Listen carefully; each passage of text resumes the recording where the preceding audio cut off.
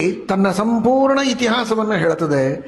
ಮಾನವರಾಗಿ ಯಾವ ವಂಶದಲ್ಲಿ ಹುಟ್ಟಿದ್ದೇವೆ, ಏನು ನಮ್ಮ ವಂಶದ ಇತಿಹಾಸ, ವಂಶದಲ್ಲಿ ಹಿಂದೆ ಬಂದಂತಹ ತಂದೆ ತಾತ ಮುತ್ತಾತ ಹಿಂದಿನವರು ಅವರೆಲ್ಲ ಏನೇನು ಒಳ್ಳೆಯ ಕೆಲಸ ಮಾಡಿದರು, ಏನು ಪೂಜೆ, ಏನು ಯಜ್ಞ, ಏನು ಯಾಗ, ಏನು ಪರೋಪಕಾರ, ಏನು ದೇವಸ್ಥಾನ ಕಟ್ಟಿಸಿದ್ರು, ಎಷ್ಟು ಜನರಿಗೆ ಅನ್ನದಾನ ಮಾಡಿದರು, ಯಾವ ಧರ್ಮವನ್ನು ನಾನು ಮುಂದೆ ನಡೆಸಿಕೊಂಡು ಹೋಗ್ಬೇಕು, ಏನೂ ಗೊತ್ತಿರೋದಿಲ್ಲ.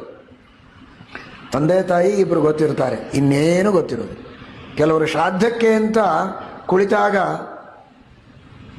ತಂದೆ ತಾತ ಮುತ್ತಾತ ಎಲ್ಲರ ಹೆಸರು ಹೇಳೋದ್ರೆ ಹೆಸರು ಗೊತ್ತಿರೋದಿಲ್ಲ. ಇತಿಹಾಸ ಅವರ ಚರಿತ್ರೆ ಗೊತ್ತಿರೋದು ಬೇಡ, ಹೆಸರು ಗೊತ್ತಿಲ್ಲದಿರುವಂತಹ ದುರಂತ ಇವತ್ತಿದೆ. ಬಹಳ ದೊಡ್ಡ ತಪ್ಪದು.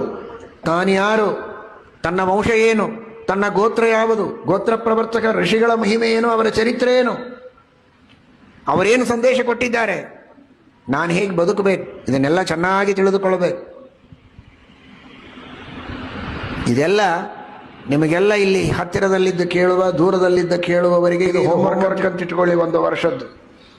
ನಿಮ್ಮ ವಂಶ ಏನು, ನಿಮ್ಮ ತಂದೆಯ ವಂಶ, ತಾಯಿಯ ವಂಶ, ಯಾರ್ಯಾರು ಮಹಾನುಭಾವರಾದರು, ಅವರು ಯಾವ್ಯಾವ ಊರಿನೊಳಗಿದ್ದರು, ಕುಲದೇವರು ಯಾರು, ಯಾವ ದೇವ ದೇವಿಯರಿಗೆ ನಡೆದುಕೊಳ್ತಾ ಇದ್ರು.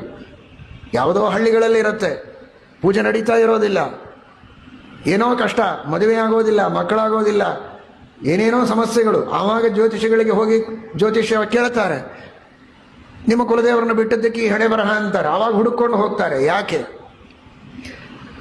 ಶಾಸ್ತ್ರ ನಮಗೆ ಮೊದಲೇ ಹೇಳಿದೆ,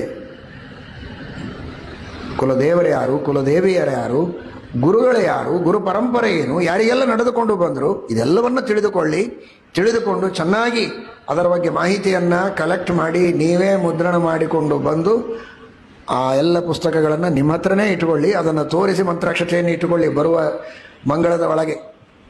ಇದೇ ಮಂಗಳದ ದಿನನೇ ಕೊಟ್ಟರಂತೂ ಬಹಳ ದೊಡ್ಡದು. ಯಾಕೆಂದರೆ ಇವತ್ತೆಲ್ಲ ಸುಲಭ ಇದೆ. ಬಹಳ ಕಷ್ಟಪಡದೆ ಕುಳಿತಲ್ಲೇನೆ ಏನೇನೋ ಮಾಧ್ಯಮಗಳ ಮೂಲಕವಾಗಿ ನೀವು ಸಂಗ್ರಹ ಮಾಡಲಿಕ್ಕೆ ಸಾಧ್ಯ ಇದ್ದರೆ ಇನ್ನೂ ಸಂತೋಷ.